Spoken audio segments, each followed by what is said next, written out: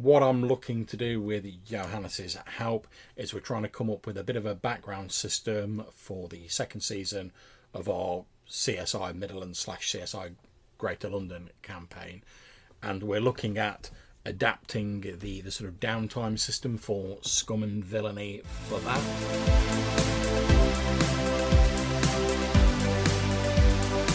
And in essence, to my understanding, and obviously you've got more experience of GMing it because I'm just not playing in a game, your game at the minute.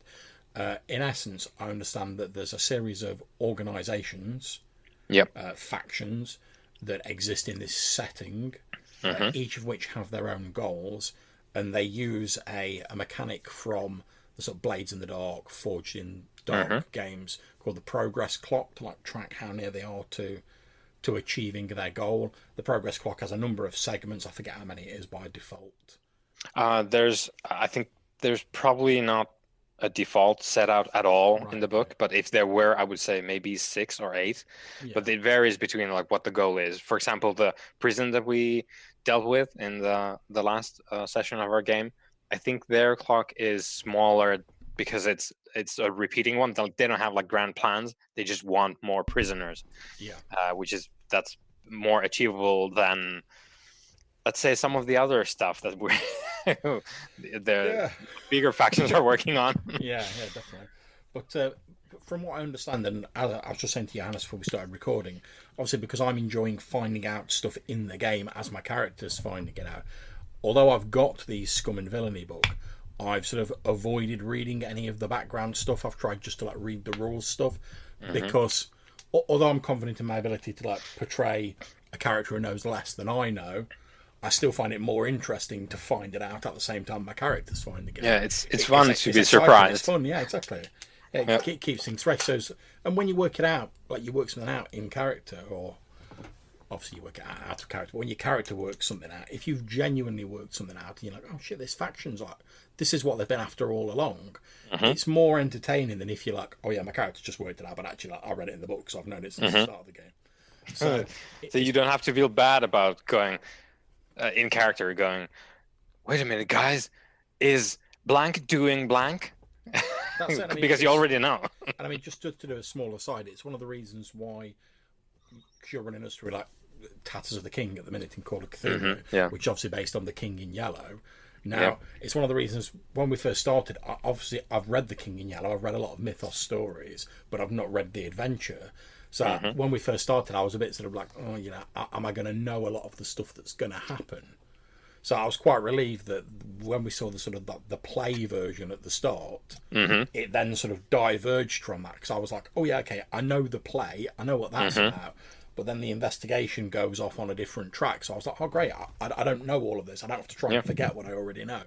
Yeah, that's like I'm very pleased about that as well. So it takes you head on. It's like, okay, so you know the play bit. Here it is.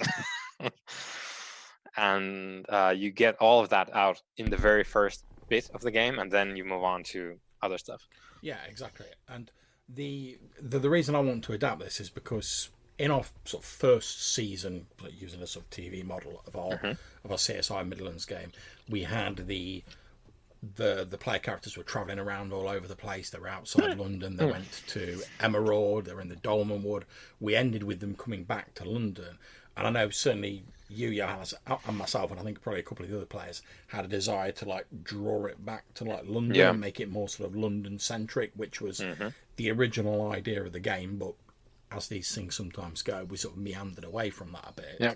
So like starting like a new season, like we've got a couple of like new characters, still obviously the same players, but a couple of people want to retire their characters. We've had like a 5-year sort of time jump between the games. So we had Colin, who retired his character Big Mick because he'd become like a dairy baron in like Dolmen Wood. He like inherited a dairy because he got Milk married out Daddy. there. Yeah, and he was like, oh, I could go back and be some like scrot trying to like scrape a living on the streets of London, or I could just retire here where I've got a family and I'm going to be like the big man of the village. Yeah, he's all set.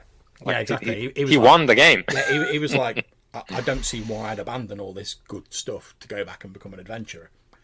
And Colin was like, I think that's a good end for my character, so retired him there. Then Ian, who was playing Lieutenant Uffington, because of the 5-year time gap and some stuff going on in his character's background, he was like, right, I'm going to retire that character for a bit and just try something a bit different, because we decided to move the game over to using ICRPG instead of Castles and Crusades. Again, just to change it up, try something a little bit different. He was like, oh, well, do you know what? I want to try something different. I'm going to throw myself into making a new character with this, and we'll see where we go. Absolutely grand. But we've got some new players. We've got a new season.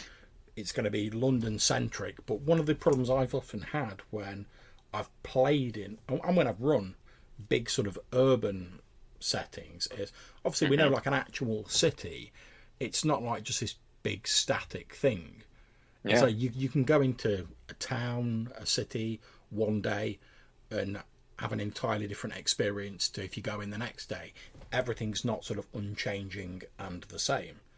But I think that's quite difficult to represent in a role-playing game, because especially like a big city like Greater London, which is like a huge city as far as fantasy cities go.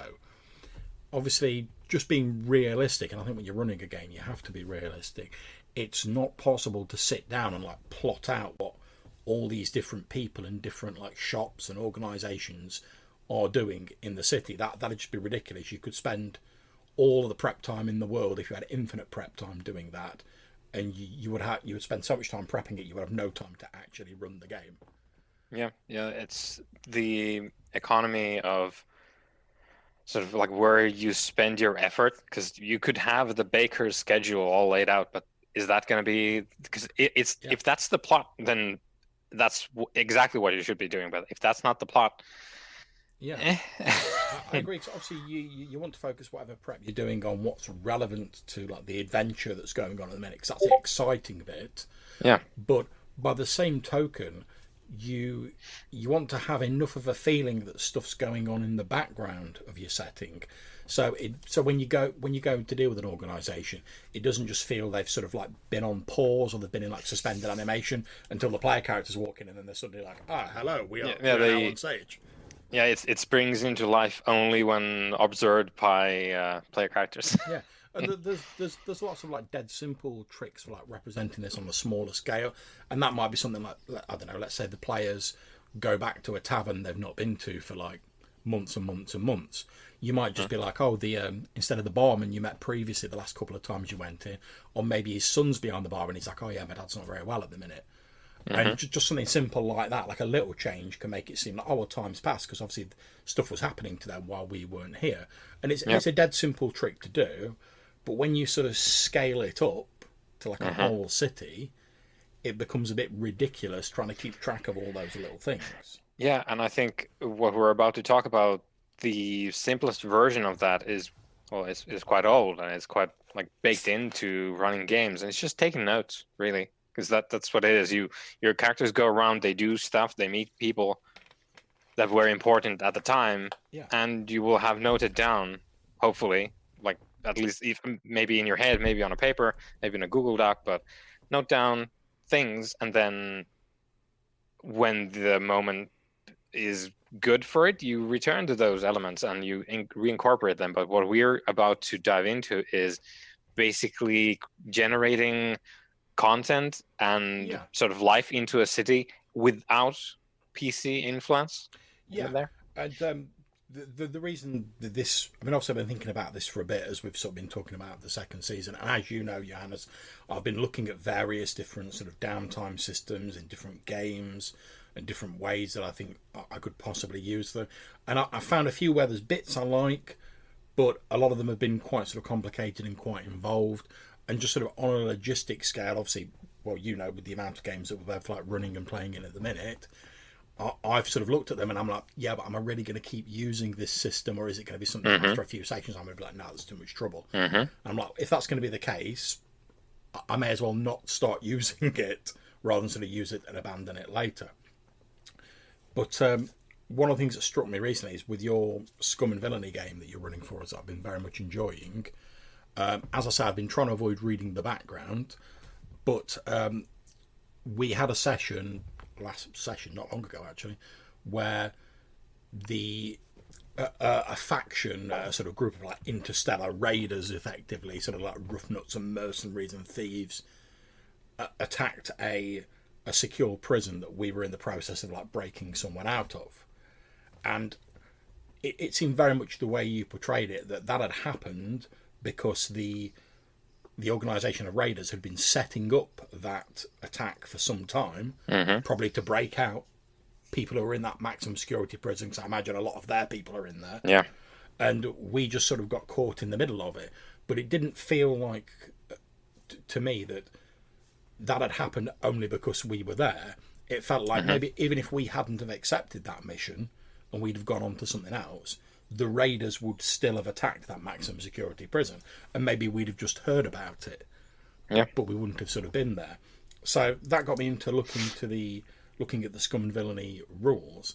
And from what I understand, each of these factions that exist in the game, they have like a goal or an aim that they're trying to perform at the minute, and they have this progress clock that when it's filled up, they have achieved their aim.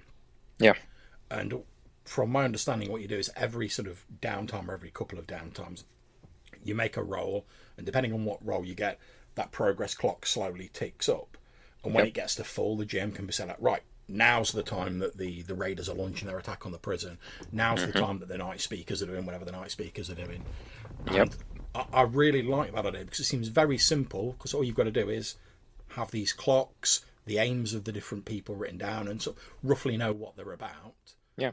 And basically the important bit is the goal, like to have like the basically, and that everything else is either leading up to that or derived from it. Because if you have raiders, you sort of know what they're about just by the name, right? So you figure out what raidery business they want to get up to, and then you define that, and then you're good to go, and then you just push the barrel down the hill and wait for it to blow up. I tried doing a bit of that in at the very start of the first season of the Midderlands game, where we had like the Sewer Shifters Guild and like the Rivermen's Guild, who were sort of in a bit of a conflict because like the Rivermen's Guild were like, oh yeah, because this plague's going around, and like the sewer shifters haven't been able to like keep the sewers as clean as they should do, or maybe we can like muscle in and take over, and we'll be like in charge of everything to do with the rivers. But I didn't really feel like I played that off well enough, partly because the player characters went and did like other stuff and it wasn't really relevant, but also partly because I was like, all right, well, how do I sort of keep this ticking along in the background?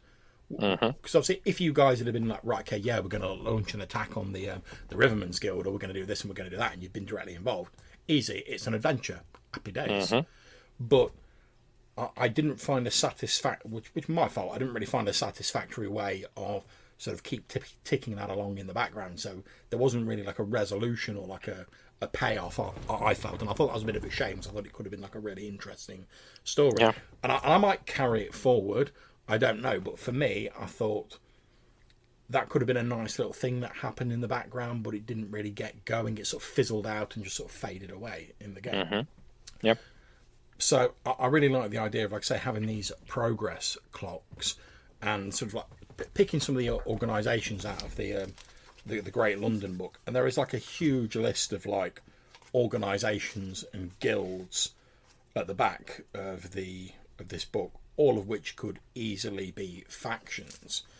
And from what I understand, all I need to do is effectively take those as factions, sort of give like, I don't know, maybe 1 or 2 line description of them, give them a goal, and then give them one of these progress clocks. And because it's a background sort of mechanic, I don't really need to alter the mechanic at all.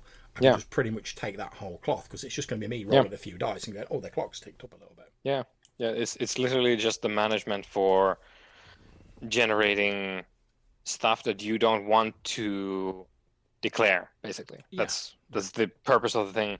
The PCs don't ever directly interact with it, but you're free to do that, obviously. So if we take the Rivermen and the Sewer Guild, so they're at odds, right? And we have friends in the Sewer Guild, and we work with them. We do a thing that's really impactful. It furthers their whatever sewer aims they have, and the Rivermen's Guild suffers as a result. You might when the downtime hits, or the period until the next game is, you take a look at your sort of list of table of factions, and you say, yeah, they did kind of throw in with the sewer guild, so maybe we'll take that one up just as a result of, like, yeah, they have these very important and resourceful individuals helping them, and also we're just gonna, like, maybe even erase the clock entirely for the Rivermen, because they got screwed in that last session. So, I mean, I presume that, as well, like the raiders, like if they like achieve their aim, you pick another aim for them, and they get another progress clock. Which should be, hopefully, by the time that happens, you have a good enough idea, and you might just from the start anyway, but hopefully as the game goes on, you will have a good enough idea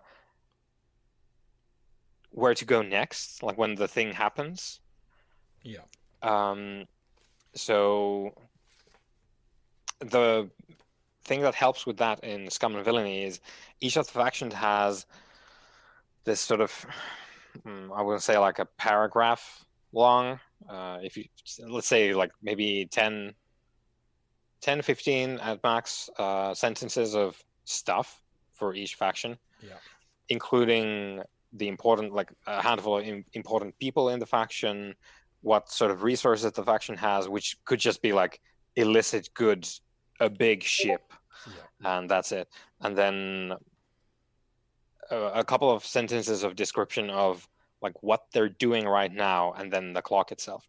So for the raiders, there's the clock that they had, which is like go and get some of their captains out from the prison. Yeah, I don't mind why you're talking about this. I'm looking at the bit for Draxler's raiders. Obviously, I already know their goal is to attack the prison because I was there. Yeah, because you literally saw that happen. Yeah, because we narrowly escaped from that. So they have the clock right there, and then they have a bit to sort of like give flavor to the faction, because like raiders are raiders, right? But these are specific raiders, and they are very much influenced by the fact that they are led by this individual called Draxler, and Draxler has big dreams. That's how I read the faction entry for the raiders. Like Draxler wants to like make an impact on the sector, and apparently the way that starts is he's going to get some of his captains back from the brig, and then they're going to start rolling. They want to get into the big circles. Yeah, I quite like as well, because I'm looking at Draxler's raiders, and where it's got like the NPCs, it's got like a few of like the little like almost tags next to them. So just like a brief. So we've got like Draxler, so it's got leader, killer, and vengeful. So instantly, like, there's 3 character traits. You know about that. Yeah, you go that, and every one of them gets that. They get sort of like what position, or like what's their main thing, and then a couple of descriptors on top. Yeah. So one of the other things, so I quite like that idea, because I'm a big, obviously we all have to sort of be realistic. Everyone has times when you get, I don't know, we've done it when you get to a session and you're like, I've been busy all day. Yeah, my prep has not occurred. Like, the past week has been like crawling through glass, and I'm not John McClane. That's it, yeah. And so I'm a big fan of anything that allows you to generate content, as you were saying, for the game. And I think bizarrely, just through like chance and fortune, the idea of Scum and Villainy, where you take on missions like for various factions, or you go out and look for a bounty or stuff like that, sort of syncs very nicely with what we've talked about doing for the second season of the Midderlands game, because you guys have sort of set yourselves up as like these like occult detectives. So you'll be presumably taking on jobs for your requests, jobs. And I know that we've had roles in the Scum and Villainy game where, like, we did a job for the night speakers. We then got a role at the end of the session, and he said, the night speakers of one of the factions have approached you with another job. You can turn it down, but then they'll be a bit like, we thought you were cool, but I guess not. Or you can do it and you can get yourself more in with that faction. So I like the idea of potentially having that. Obviously, the jobs themselves would have to be different because it's a fantasy setting as opposed to a space opera. But I like that idea of, if you get in with a particular faction and they need something doing to further their goals, they might be like, oh well, these guys did that job for us and that worked out all right. So they might then, you can then generate that content by saying, like, oh yeah, I've made a few roles. The sewer guild, because you helped them out, they've approached you, they've got this problem, could you help them out with it? And that would generate a mission. Yep. So I quite like the idea of doing that. I'm not entirely up on the rules on what's involved with how the factions approach you, so I don't know whether you can give me any more details on that. So that all ties into what's called entanglements in Forged in the Dark games, which is a roll that you roll after you're done with the play bit of the, well, because it's all rather more structural than in some other games, because your play consists of free play, which is you just roll along and do your thing, and then you have the mission, and then after the mission is done, you have the payoff. You get paid, hopefully, if you didn't screw up. Do a good job, you get paid. You also accrue heat, which is the sort of how many waves did you generate? Like who took notice? Like people notice when you go into I don't know, like saloons, and you start shooting everyone but the piano player. No, just to check, because I like the heat rating. I know that if you get too much heat in like the sector in Scum and Villainy, as we've just done, you get like a wanted rating in that sector. And I quite like the idea of potentially using that, but for the different districts of the city rather than different systems. Now, the heat rating, is that specific to factions, or is it like just more of a general sort of this is how much attention you've attracted? It's the latter. So it is very generalized, like people take note. And of course, when people do, eventually the authorities will as well. And I think the most, if you are as wanted as you could be, so like on the red list of the space Interpol, if you roll 6 on that chart, because it's a D6 roll, there's going to be like an Imperial Star Destroyer warping in with the express purpose of hauling your asses in, which is that's where you end up if you are as wanted as you could be, and you roll really high. But on the way there, you will have, it's just other stuff as well. Like we've had the what's it called? Cooperation, I think the result was called, where if you are really in with some of the factions, like pick one of those which have like a good status with you, like are friends with you, they are going to approach and they offer you a job. And there's bounty hunters might come after you. You might not even be like a sort of conscious person acting on things. You might just be, your spaceship is invaded by like weird space ghosts.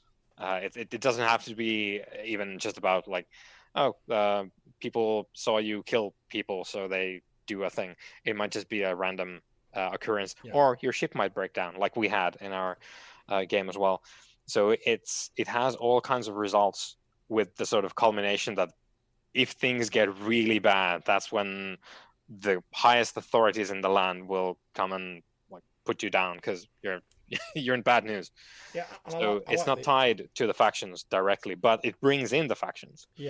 I'll say I like the idea of that, because the way the different districts in the Great London book are portrayed is obviously they have the Peakers, which are like the police / city guard, but they're very much portrayed as like each sort of district's force of Peakers is like separate to the next district. They have their own like heraldry. They go, they follow their own sort of watch commanders. But sort of above that is like, I suppose, like the equivalent of like the FBI or whatever, who are like the overall sort of like Queen's Scotland Guard. Yard. Yeah, it's like the Queen's Guard, sort of like, you know, if you've like really messed up and like the Peakers aren't doing their job, they're the ones who come in. So I think that could be sort of slid into that nicely. If you get too far up, it's like the Queen's Guard, and like say like the FBI sort of like equivalent take a direct interest in you. Yeah, the eventually there's going to be like knights coming down to your door. Just be like, the Queen says you're coming with us, so pack your bags, I guess. Or you get bagged because that's a thing as well with our fantasy milieu. They might just send people with black bags after us and snatch us off the street. Let's go for that V for Vendetta style. Mm-hmm. Yeah. Well, yeah. So definitely, what I would suggest on that is we. I think the way that heat accumulates translates pretty well to like just straight like whole cloth from Scum and Villainy. Basically, it's a rating that you determine. 0 is if no one heard a peep. Yeah. No one took note. That's it. I think 2 heat is sort of like standard exposure. So it wasn't fully contained. Someone knows about stuff. Someone saw something. And then it just escalates 4, 6, 8, in increasing degrees of like disaster, basically. And then on top of that, like if I would say maybe like if people unconnected to the crime, like if they were harmed in some way, that's gonna add on top of that. Yeah, I quite like the idea as well, which I hope to put in from Scum and Villainy is like, you have that sort of discussion bit at the end of the session where you sort of work out some of the downtimey bits, and there's a like you've been sort of quite open with like why the heat's been what it has been for the job. So you'll be like, oh yeah, okay, this was contained standard exposure, so 2 heat, or it was a high profile target, so you get +1, or you've maybe got a few things that can minus it or whatever, and then we get that amount of heat. That's something I'd like to do in the Greater London game, like just have those few minutes at the end of the session where we can say, oh yeah, you did this job for the Sewer Shifters Guild, but like you shot a nobleman and like killed him during the thing, so you get more heat as a result of that. Yeah, and you burned that Riverman barge, so exactly, yeah. So one of the things I did want to ask is, obviously we've got the heat and the entanglements. How does it work in terms of, so let's carry on using that example. So if you went on a mission for the Sewer Shifters Guild, and like you say, you set fire to like a Riverman barge, obviously that's not going to endear you to like the Riverman's Guild. Does the system sort of have any way to like represent how annoyed they are with you, or like how the relationship degrades? Yeah, that's the status.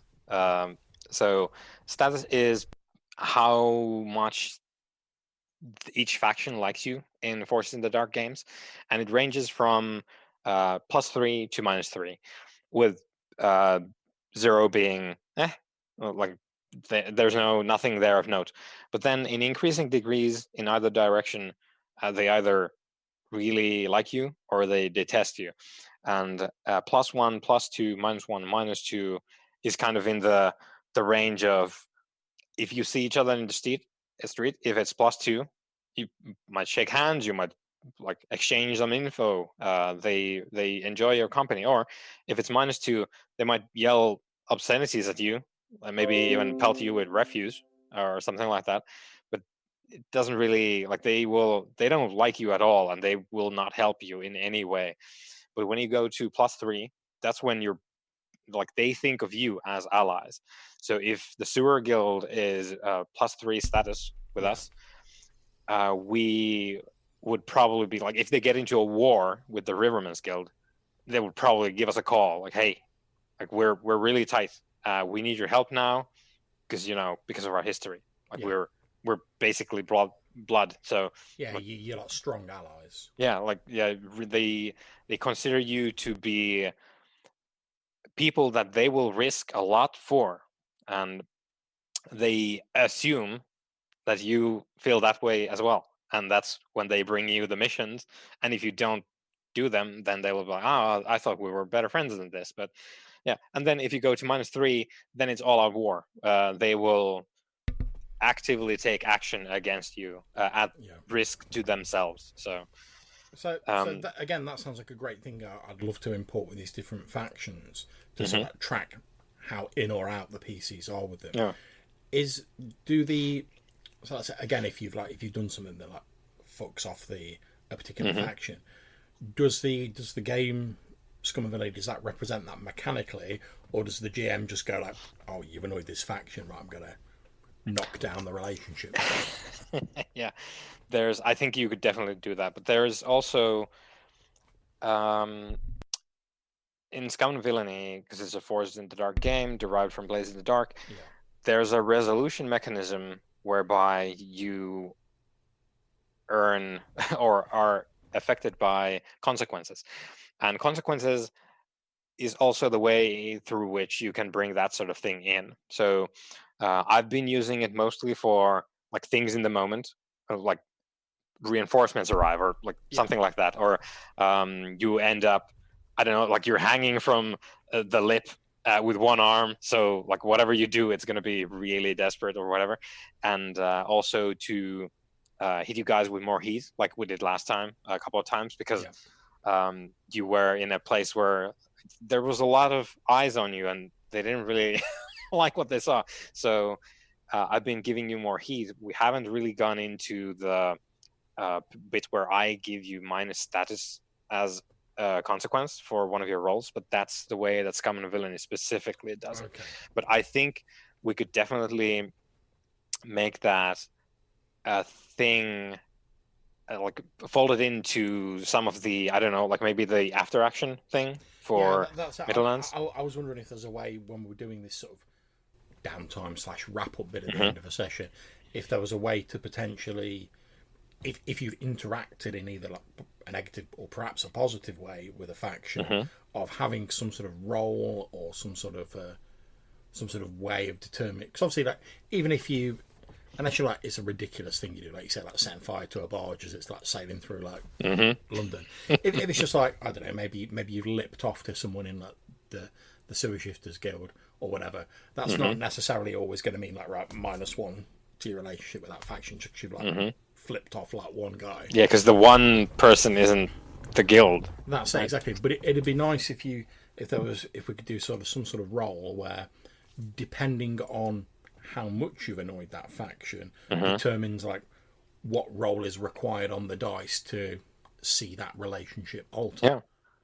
So because we're going with ICRPG, going forward, I think maybe we just figure out a set of difficulty, like on our D20 roll, just to keep it within the ICRPG bit. Maybe we just figure out sort of DCs for if you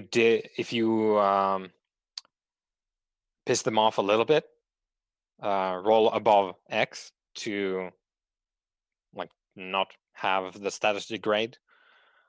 Or if you piss them off like significantly, you did something really bad, then I don't know, like 18. And with the, I would say maybe like give it a 50-50. Like if you acted against them, like give it a 50-50 on a D20. Or maybe you want to do like a charisma thing, like whatever you like. If we want to get like with the character stats as well. I don't know, to be honest, whether I would have the stats alter it, because I can see the benefits of that. Yeah. Obviously, if you're in a situation where you're talking to someone and you've got someone with high charisma being like, "Oh, guys, it was all just a misunderstanding," they could potentially calm it down. But I can also see the argument for, well, it's not based on what you've said; it's based on what you've done. So no matter how convincing you are, if you've torched the headquarters down, like that has still happened. So you're not going to be able to say, "Oh, guys, I'm really sorry about this. No hard feelings." Yeah. So maybe, like, if you piss them off a little bit, up to moderate, maybe just D20, low, status goes down, high, status remains. And then maybe, depending on how you feel about it, like, do you want it to be easy for the status to degrade? If the actions are egregious, then... Yeah, I mean, obviously, if it's just like a minor thing, I want it to be fairly unlikely the status is going to degrade, because I don't want to like do like 2 or 3 sessions just saying like, oh shit, all the guilds in like Great London hate us and they're all sending like mercenaries after us or whatever. but by the same token, if the player characters just like stroll into London and they're just like smashing guilds left, right, and centre and like flipping off these organisations, I want there to be some consequence. So I want it to be proportional to the actions that have been taking place. So if you do something majorly, like, I don't know, you foil like a guild's goals or something like that, I would want the status to degrade. But like I say, if it's just like one person who's like a bit annoyed at you, I wouldn't want it to go down. But that's I quite like your idea of like scaling the difficulty. Depending on how many steps on the scale you want, maybe do a 3-step thing of like mild, medium, hot. If we're thinking like sauce, how spicy you want it to get in London. So if you start at we're starting at hot, right? So give it a 75% chance. So anything but the top 5 on the D20, you status goes down. And mild, 50-50. Well, the medium, sorry, 50-50, and then 25 for the mild. So if you just encountered someone and you, I don't know, things went wrong with this representative of the guild, but we still feel like it could be a thing, then maybe we roll on the D20, and if we roll really low, then yeah, that person apparently has the ear of the guild in a manner that we did not predict. Yeah, exactly. Because I'd like to say, obviously, like 9 times out of 10, if you've just annoyed one guy in the guild, that's probably not going to impact your standing with them. Like you say that, I do want there to be like that small chance. Whereas, as you say, like perhaps that guy's just like a sewer worker. He's just like cleaning the sewers. But like you say, perhaps he's drinking buddies with like the guild master or something like that. Or it was the word of what you've done gets back to like the head of the guild. Yeah, turns out the young rascal that you got all up in their business with, they were sort of, I don't know what's called in English, but maybe it's the adolescent child of like one of the guild leaders, like in like a work experience thing. And you really went hard on them, and they go back home like, oh man, that was really terrible. That's it. It's like the nephew of the guild master, and they're like, oh yeah, we're just to start you training in like the ways of the guild. I'm going to put you in charge of this. It's like fairly safe. It's not too important. You just go and deal with that. Yeah. Come back in. Then when they come back, they're covered in soot, and they're like, how did your day go? And they're like, oh, these guys just turned up and like blew up the barge you told me to look after. Yeah. I was just swiping the deck, and suddenly everything was on fire. Yeah. Yeah. I like that. So if that has legs, I think it's fairly easy for us to implement. Just like at the end bit, we talk about things, and we probably very quickly determine like, did we piss anyone off? Yeah. The answer is probably very apparent, and then we just roll the d20 and have done with it. And that's where we're going to finish off for this episode. My thanks go to Johannes Paavola, who kindly agreed to sit with me and chat about this subject. I'm going to put the second half of our very productive discussion in another episode, and that'll be coming out in a week or so. Hope you've enjoyed listening. If you want to get in touch with us, you can leave us a voicemail message using the SpeakPipe website. There's a link in the show description, or you can send us an email. The address is rddrpgpodcast@gmail.com. We really do enjoy getting the voicemails and the feedback. It's very much appreciated. So until we see you again, take care, stay safe, and keep gaming. We'll see you soon.